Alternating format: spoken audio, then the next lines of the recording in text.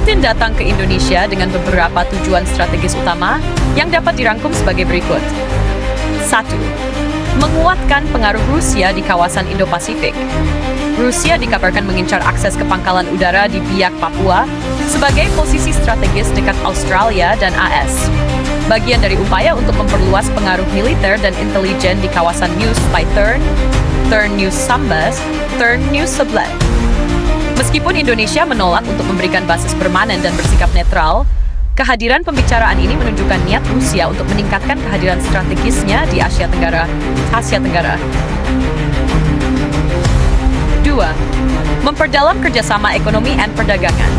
Putin dan Jokowi Prabowo membicarakan pembentukan zona perdagangan bebas dengan Eurasiatic Economic Union (EU), yang anggotanya mencakup Rusia beserta negara-negara seperti Kazakhstan dan Belarus. Tern Search at Commonwealth.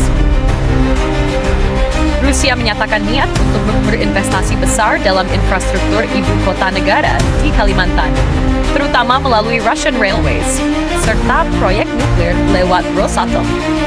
Tern Research Tablat.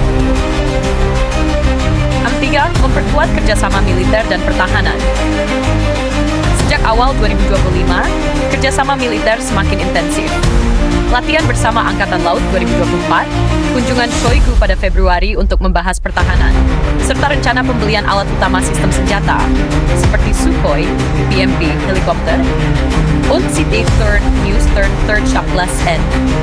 Prabowo, sekarang presiden, menegaskan keinginannya mempererat pertahanan saat bertemu Putin di Moskow, termasuk menyambut delegasi Rusia di Parade Angkatan Laut Indonesia.